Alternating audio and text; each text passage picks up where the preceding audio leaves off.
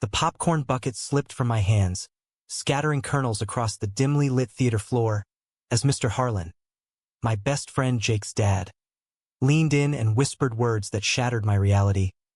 "Alex, I've been in love with you for months." My heart pounded like a drum in a silent storm, and in that moment, the world outside the screen faded, leaving only the weight of his confession hanging between us. I froze, my mind racing through 1,000 denials, but deep down, a forbidden spark ignited, one I'd been ignoring since the day I first noticed his lingering gazes during our family barbecues. It all started innocently enough, or so I thought. Jake and I had been inseparable since freshman year at UCLA, bonding over late-night study sessions and pickup basketball games. His dad, David Harlan, was the kind of man who commanded respect without trying, tall, broad-shouldered, with salt and pepper hair and a quiet intensity that came from years as a high school history teacher.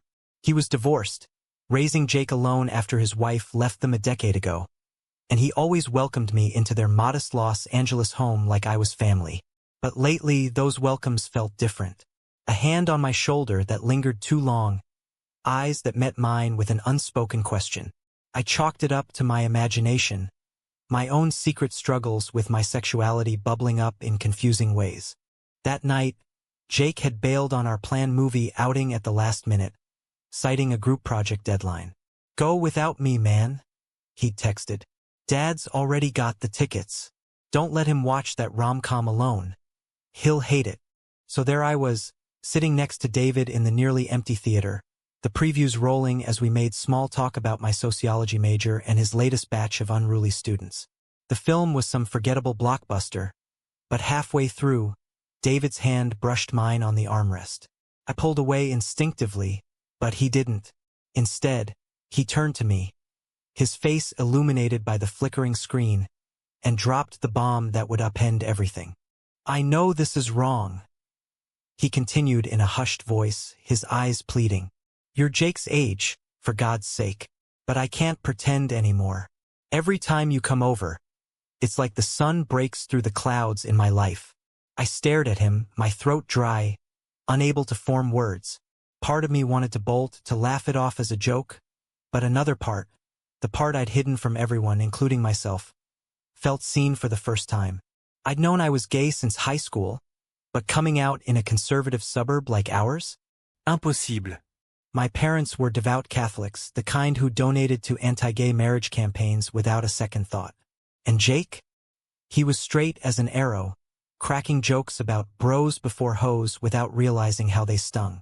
We left the theater in silence, the cool night air doing nothing to ease the tension. David drove me home, his knuckles white on the steering wheel. "Forget I said anything," he muttered as we pulled up to my driveway. "It was a mistake." But it wasn't that easy. That night, I lay awake, replaying the moment, my mind a whirlwind of fear and exhilaration. What if Jake found out? What if my parents did? The next day, I avoided Jake's calls, feigning illness. But David texted me, "We need to talk, please." Against my better judgment, I agreed to meet him at a coffee shop far from campus. The cafe was bustling with students and professionals, a safe, neutral ground. David looked haggard, like he hadn't slept either. "Alex, I'm sorry," he began, stirring his black coffee endlessly. "I've been fighting this for so long. After my divorce, I thought I was done with relationships. But you're kind, smart, everything Jake raves about. It started as admiration, but it grew. I listened, my own coffee growing cold. I confessed my own truths then. How I'd never dated anyone. How the fear of rejection kept me in the closet. For the first time, I felt understood, not judged. But we both knew the risks. "This could destroy Jake," I said. "And your career dating a student? Even if I'm not yours."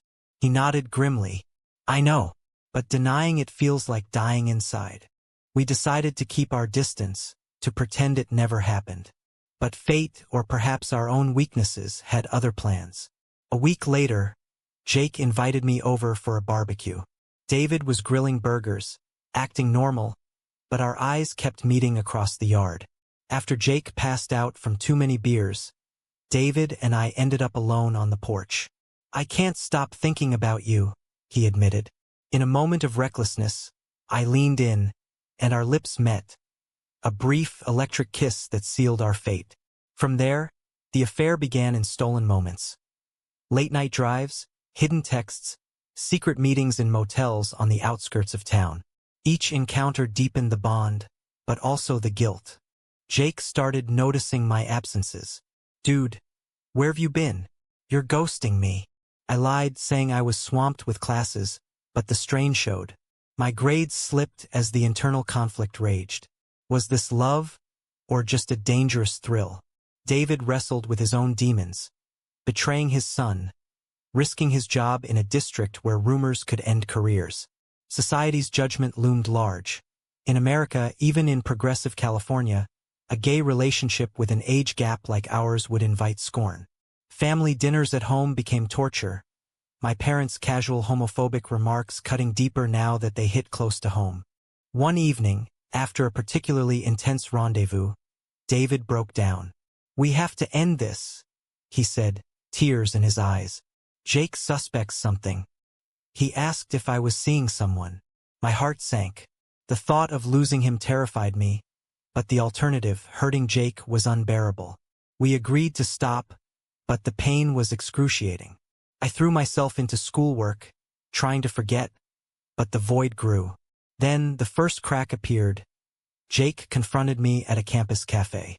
"Alex, are you okay? You seem different." I brushed it off, but his eyes narrowed. Little did I know he was piecing things together. As the weeks turned to months, the tension built like a storm on the horizon. David and I couldn't stay away. A chance meeting at a grocery store reignited everything.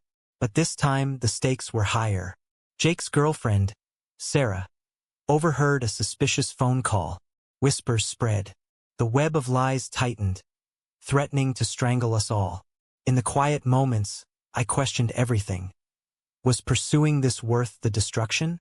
The answer eluded me, but the choices we made would soon demand their price. The affair resumed with a fervor born of desperation, each meeting laced with the fear of discovery. David and I met in shadowed parks after dark, our conversations a mix of passion and paranoia. "We have to be careful," he'd say, his voice a whisper against the rustle of leaves. But caution eroded under the weight of emotion. One night, as we sat in his car overlooking the city lights, he confessed more deeply. "I've always known I was attracted to men, but I buried it for Jake's sake, for normalcy." His words mirrored my own buried truths, forging a connection that felt unbreakable. Yet, the moral quandary gnawed at me. Was I betraying my best friend for selfish desires? Jake's suspicions mounted. He started dropping hints during our hangouts.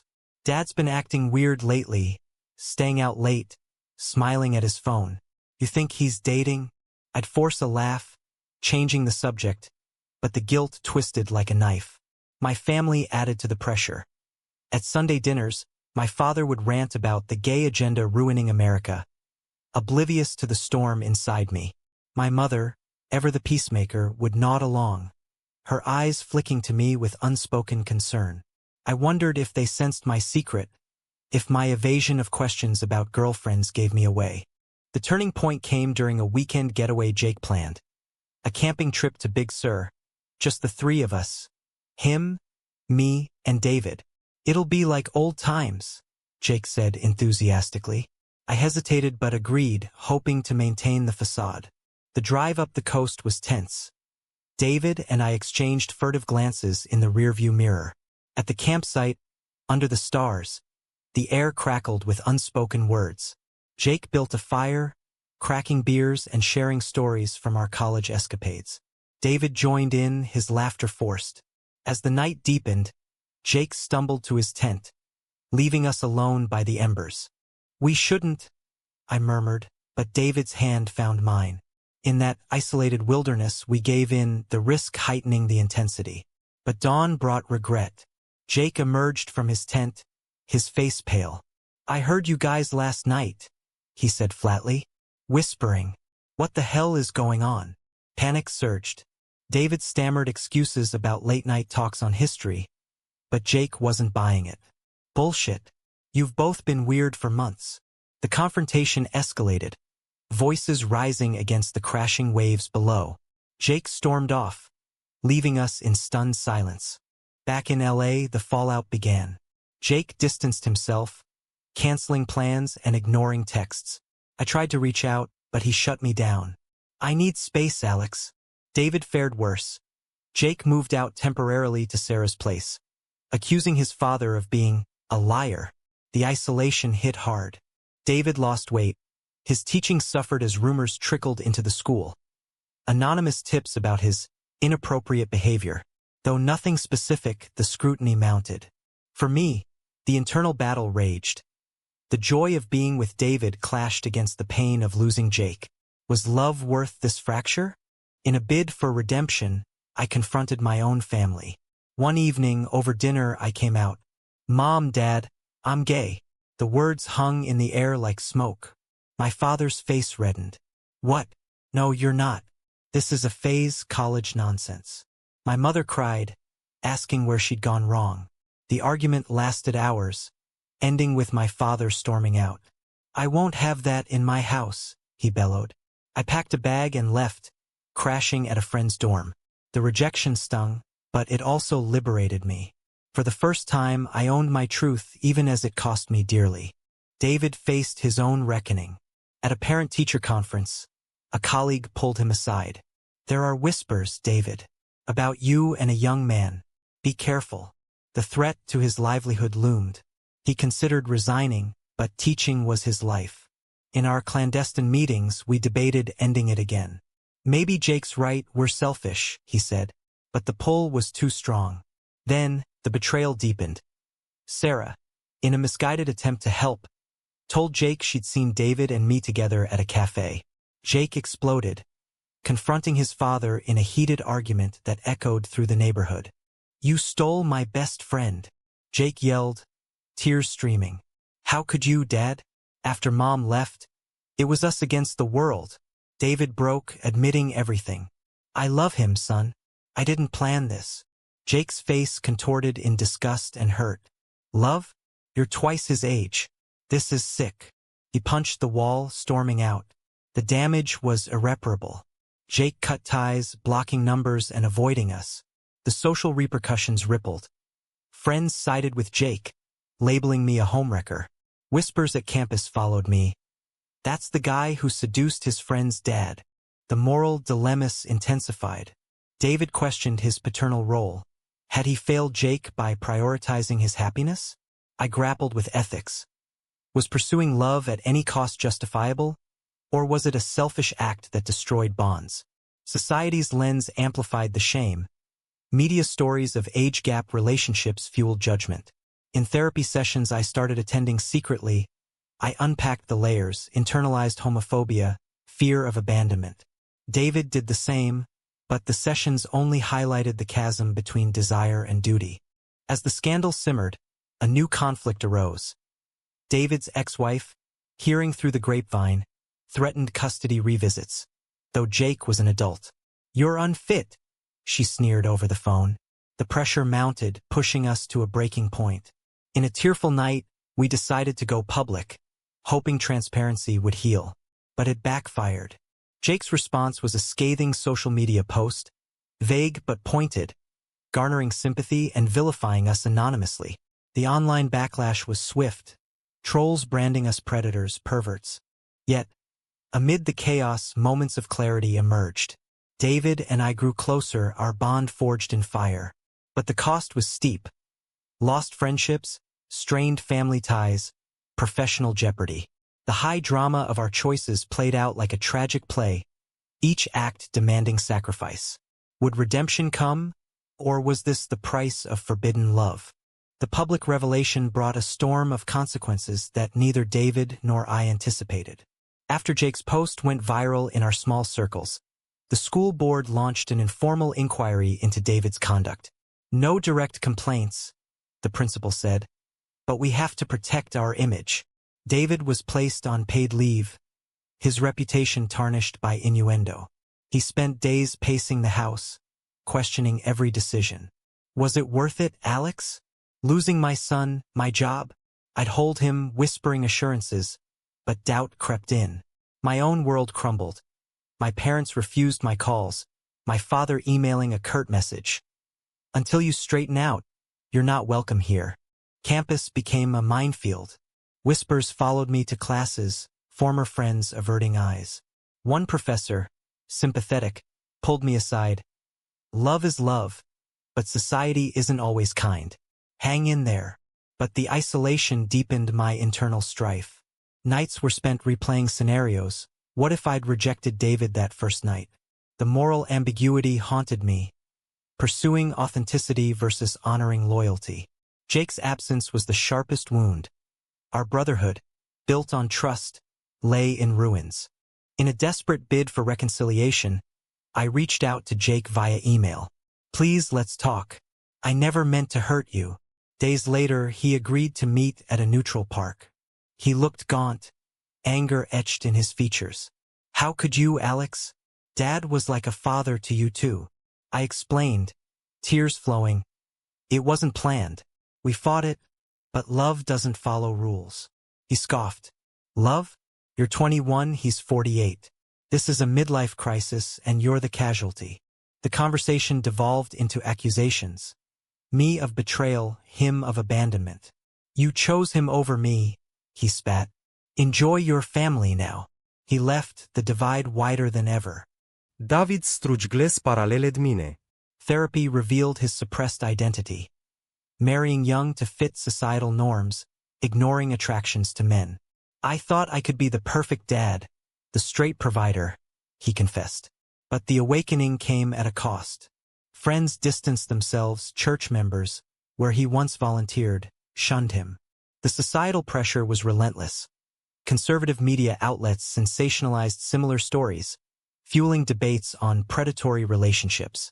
We became pariahs in our community, invitations drying up, stares following us in stores. A pivotal moment came when my mother called unexpectedly. Alex, I miss you. Your father's stubborn, but I want to understand. We met for coffee, her eyes searching mine.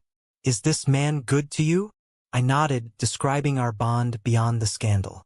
She listened, conflicted. Society says it's wrong, the age, the circumstances. But if you're happy. It was a crack in the armor, a glimmer of acceptance amid the turmoil. Yet, my father's silence persisted, a moral standoff embodying the generational clash. The drama escalated when Jake, fueled by resentment, confided in Sarah's family, staunch conservatives. They encouraged him to go public more aggressively, leading to a local news tip. A reporter contacted David. Care to comment on allegations of an inappropriate relationship? We lawyered up, but the damage was done. Headlines screamed, "Teachers forbidden romance rocks community." Protests formed outside the school, signs decrying, "Protect our kids." David resigned, his career in tatters. "This is the price," he said bitterly, "for being true to myself." My academic life suffered. Concentration faltered, leading to failed exams. A counselor suggested a leave of absence, but I pushed on, driven by defiance. Internally, the ethical debates raged. Was our love a victimless choice, or did it inflict collateral damage? Philosophers I'd studied in class echoed in my mind. Utilitarianism versus deontology. Happiness for two at the expense of many? The questions kept me awake, mirroring the societal mirror held up to us. In the midst of this, David and I faced our own cracks. Arguments flared over blame. If you'd stayed closeted longer, I'd snap. If you'd resisted, he'd retort. But these storms passed, strengthening our resolve. We moved to a small apartment in a more liberal part of LA, seeking anonymity. There, we built a fragile new normal, cooking dinners, watching movies without fear. But Jake's shadow loomed. Holidays passed without contact, a painful reminder of loss. Then, an unexpected ally emerged. Sarah. Despite the rift, she reached out to me. "Jake's hurting, but he misses you both. Give him time." Her words sparked hope, but also highlighted the betrayal's layers. Her loyalty torn between love and friendship. The social dynamics shifted. Some acquaintances returned, offering tentative support amid growing LGBTQ plus acceptance. Yet, conservative backlash persisted, online harassment forcing us to privatize social media. The high-stakes decisions continued. David considered relocating, perhaps to San Francisco, where norms were looser. A fresh start, he proposed. But I hesitated. Abandoning my roots felt like defeat. The internal conflict peaked during a therapy session. Am I defined by this scandal, or can I rise above? The therapist urged self-forgiveness, but absolution seemed distant. As months dragged, Jake's anger softened into sorrow. A chance encounter at a grocery store led to a tentative conversation. I don't get it, he admitted. But seeing Dad happy, it's confusing.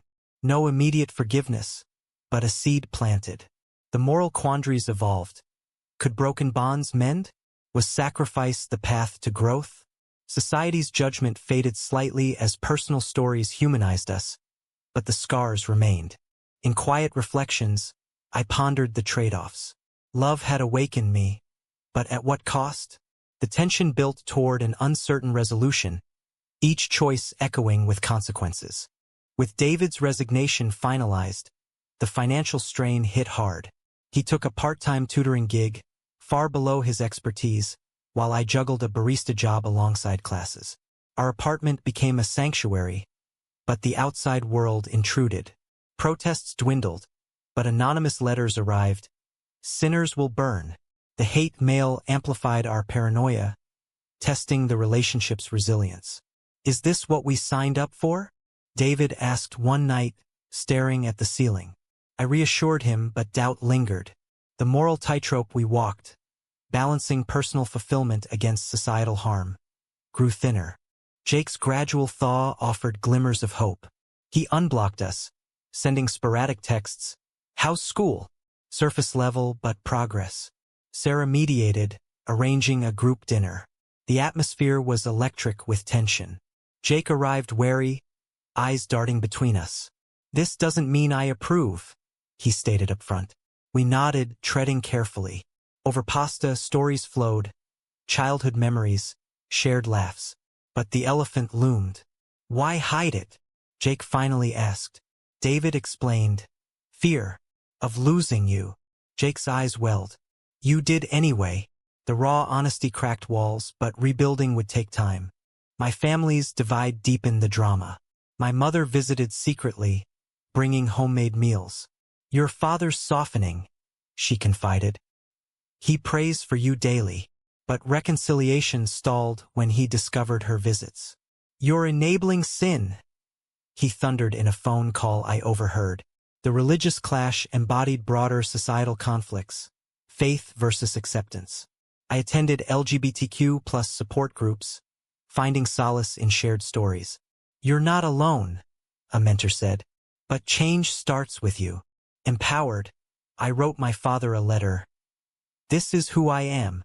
Love me or not, but know the pain your words cause. Professional repercussions extended to me. Internship offers vanished amid background checks revealing the scandal.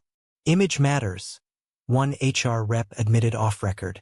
The discrimination fueled anger, channeling it into activism. I joined campus pride events, speaking on panels about internalized homophobia and ageism in relationships. David supported, but worried. Don't make yourself a target. Yet, visibility brought allies, professors advocating, friends returning with apologies. The social tide shifted slowly, reflecting America's evolving attitudes. A major confrontation arose when Jake's ex-mother resurfaced, suing for back child support as leverage. Your lifestyle proves instability, her lawyer argued. Though baseless, the court battle drained resources. David testified, voice steady. My love doesn't diminish my parenting. The judge dismissed the case, a small victory amid losses. But the ordeal exposed vulnerabilities, forcing us to confront. Were we fighters or fugitives? Internal awakenings intensified. David explored his identity further, attending pride parades incognito. I wasted years hiding, he reflected. I too grew, shedding shame, embracing authenticity. But the costs mounted. Health suffered from stress, therapy bills piled up. Friends' betrayals stung. Some never returned, siding with norms over loyalty. The ethical debates evolved. Did our pursuit justify the ripple effects? Philosophically, it challenged absolutes, right and wrong blurred in human complexity.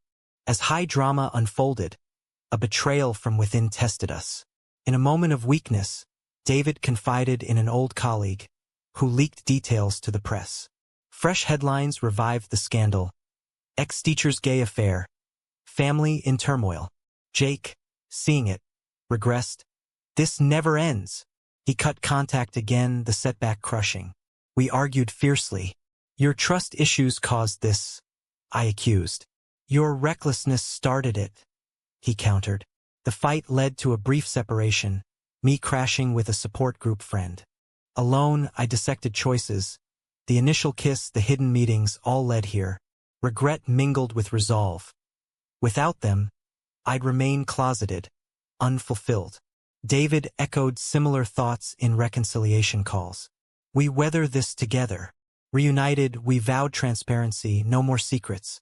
Jake, hearing of our split and makeup through Sarah, reached out. You're both idiots, but persistent ones. Humor hinted at mending. Societal pressures persisted. Conservative groups picketed pride events, chanting slurs. We countered with advocacy, David volunteering at youth centers for LGBTQ+ teens. If I help one kid avoid my mistakes, he said, the work brought purpose, offsetting losses. My grades rebounded, fueled by determination. Family ties inched forward.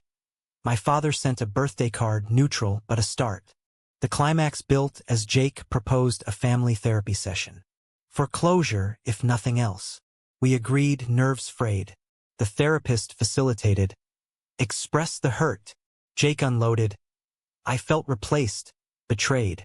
David apologized profoundly. You come first, always. I added. Our friendship was real. This doesn't erase it. Tears flowed, breakthroughs emerged. Jake admitted. I miss my dad. And you, Alex. No instant fix, but a foundation laid. In the aftermath, reflections deepened. The story's tensions, internal conflicts, familial rifts, societal biases, culminated in growth. But questions lingered. Had we paid enough? The narrative's logic tightened, each decision's price evident. The therapy sessions became a weekly ritual, a battlefield turned bridge. Jake opened up about his abandonment fears post-divorce. Mom left. Now this felt like losing dad too. David shared his suppressed life. I married to fit in, but it cost my authenticity. I confessed my closeted struggles. Hiding made me invisible. The facilitator guided us through exercises, role reversals, letter writing, unearthing buried emotions. Progress was uneven. Some days ended in arguments, others in hugs. But slowly, the fractures mended. Jake started visiting our apartment, awkward at first, then natural. You two are gross but happy, he'd tease, a sign of acceptance. My family's reconciliation paralleled. My mother convinced my father to join a session. He arrived stiff, Bible in hand. Scripture says. He began, but the therapist interjected. Let's focus on feelings. He admitted fear. I don't want to lose my son to hell. I responded. Losing me to silence is worse. Tears broke his resolve. He hugged me, whispering, I love you, no matter. It wasn't full endorsement, but a step. Holidays reunited us tentatively, conversations skirting controversy but building bonds. Professionally, David reinvented himself, starting an online history tutoring service targeted at LGBTQ+ youth. Turning pain into purpose, he called it. Clients poured in, validating his worth beyond scandal. I graduated with honors, landing a social work internship advocating for queer rights. The journey empowered me, transforming victimhood into agency. Societal acceptance grew. California's progressive policies shielded us somewhat, but national debates on gay rights reminded us of ongoing battles. Yet, the story's shadows lingered. Old friends remained distant, a reminder of betrayal's permanence. Jake's relationship with Sarah strained under the drama, eventually ending amicably. Too much baggage, she said. He dated others, confiding in us ironically. The moral complexities persisted. Our happiness came at others' expense. Jake's trust, David's career, my family's unity. Was the trade-off defensible? In quiet moments, we debated, love conquers all, or does it conquer us? Awakenings defined the resolution. David fully embraced his identity, marching in pride parades openly. No more hiding. I volunteered at crisis hotlines, helping others navigate coming out. Jake, influenced, became an ally, attending events with us. I get it now, sort of. The high-tension narrative arc crested in redemption, but not without scars. Each character paid dearly. David his stability, me my innocence, Jake his illusions. As life stabilized, reflections on choices deepened. The affair's spark ignited change, but the fire burned bridges. In America's diverse tapestry, our story mirrored countless others. Struggles for acceptance amid prejudice. The logic held. Actions bred consequences. Decisions demanded accountability. In the end, we gathered for Jake's birthday. A simple barbecue echoing the past. Laughter filled the air. Tensions eased. But beneath, the undercurrents of what-ifs remained. Had we chosen differently, would happiness elude us still? Was pursuing forbidden love, despite the devastation it caused to family and friendships, ultimately the right choice, or a selfish act that prioritized personal desire over collective well-being?